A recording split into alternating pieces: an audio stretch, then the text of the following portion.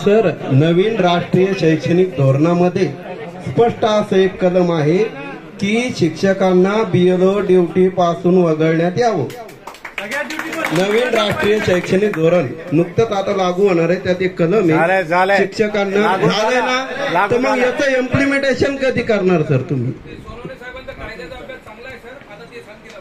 किंबहुना सर शिक्षण विभागाशी आपण चर्चा करावी की खरं काय आणि खोटं काय, आणि याच्यावर तोडगा काढावा. काय होईल सर, आम्ही मस्त शाळेत शिकवू मुलांना आनंदानं, गुणवत्ता वाढेल, आपल्या देशाचा विकास होईल, आहे का नाही, आणि आमचाही विकास होईल थोडाफार या दगदगीतून, आहे का नाही. आता यायचं याच्यावर विचार करा सर, शिक्षण विभागाशी चर्चा करा.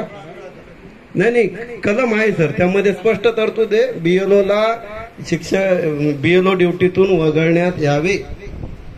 याच्यावर प्लीज शिक्षण विभागाशी चर्चा करावी आणि शिक्षकांना यातून या कामातून मुक्त करावी. बोला सर. त्याच्यावर उत्तर द्या सर, उत्तर द्या. बोलायचं सर, त्यावर उत्तर द्या सर. तुम्ही जबाबदार अधिकारी आहात, तुम्ही बोलणार तेव्हा समाधान होईल. तुमच्या ज्या सूचना येतात आणि तुमच्या ज्या मागण्या येतात आम्ही आमच्या वरिष्ठ अधिकाऱ्याच्या कानावर तात्काळ घालणार आहे. वरिष्ठांनी तर हजर राहायला पाहिजे सर. जोपर्यंत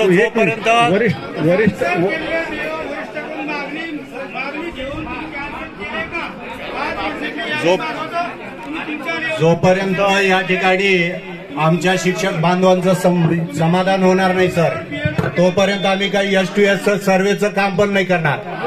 मी तर जाहीर करतो, काम नाही करणार, बिलकुल नाही. काम बंद. जोपर्यंत समाधान होत नाही तोपर्यंत काम नाही होणार. मी माझ्या शिक्षक बांधवांकडून या ठिकाणी प्रतिनिधी म्हणून बोलतोय, बिलकुल काम नाही होणार.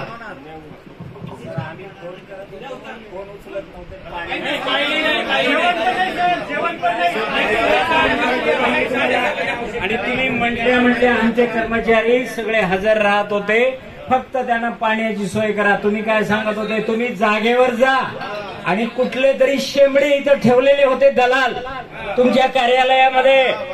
काही शाळेला एकही BLO नाही आणि काही शाळेतला संपूर्ण स्टॉप घेतला तुम्ही. कुठलं तरी एक षडयंत्र रचताय की जवळजवळ सर्वसामान्य विद्यार्थ्याची, सर्वसामान्य माणसाची मुलं शिकणार नाहीत, त्या शाळा कशा बंद पाडतील. जसं आता ह्या रीतीचे सर सांगितलंय, एका शाळेतले जर 40 शिक्षक BLO असतील, 8 शिक्षक असतील, 15 असतील, तर त्या शाळेमधलं कामकाज कसं होईल? शाळा बंद पडण्याचं कारण काय? मराठी माध्यमच्या शाळा बंद पडण्याचं कारण आहे की यांनी ठराविक प्रत्येक शाळेमध्ये लिपिक आहे, प्रयोगशाळा सहाय्यक आहे, ग्रंथपाल आहे, शारीरिक शिक्षक आहे, चित्रकला ड्रॉइंग शिक्षक आहे. यांना वर्कलोड कमी असतं आणि द्यायला पाहिजे होता. मी म्हणत नाही, त्यानं अजिबात दिलं, आतापर्यंत दिली नाही. आणि वर्षानुवर्ष आम्हाला तुमच्याकडून अपेक्षा होती, त्या मधल्या काळामध्ये 2 दिवसामध्ये कमीत कमी पाणी द्या. पहिल्या दिवसाचं जेवण होतं सर, ते बेसन पाठवलेलं होतं.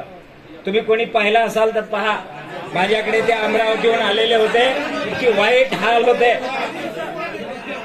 कर्मचारी ते पोलीस डिपार्टमेंटचे ते आमच्या पुढे रडत होते, पाणी पाजवा. आणि आम्हाला ह्यांनी अधिकार काय दिले, तुम्ही तिथले पर्यवेक्षक आहात, BLO, तुम्ही जा, ते उघडून द्या.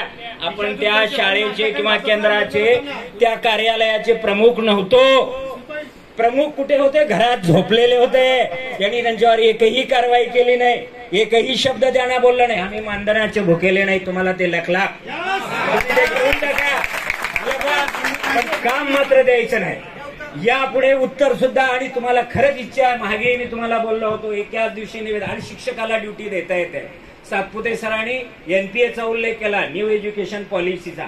कुठल्याही पॉलिसीमध्ये शिक्षकाला काम देता येत नाही.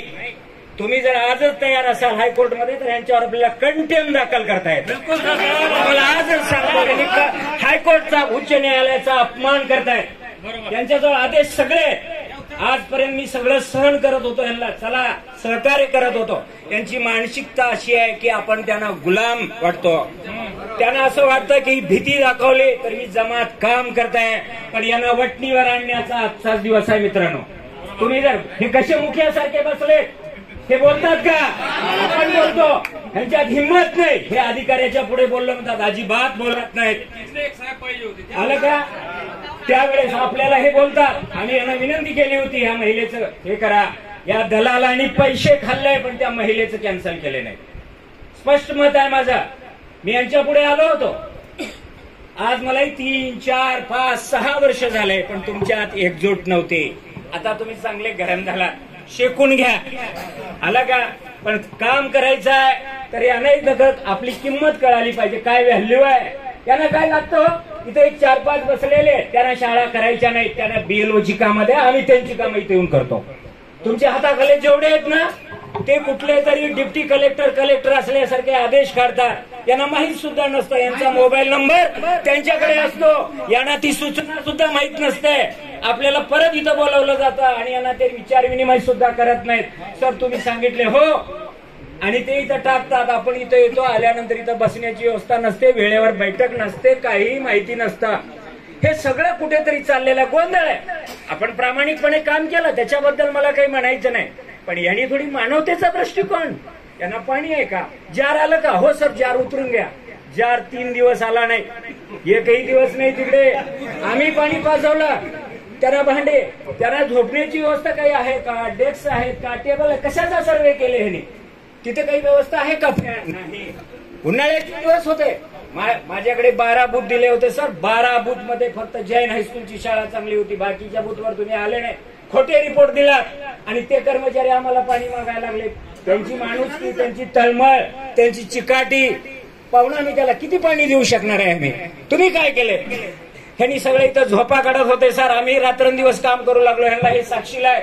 ह्यांनी म्हणेल त्या बैठकीला आलो. सय्यद सर जे बोलत होते ना रात्री 11 वाजे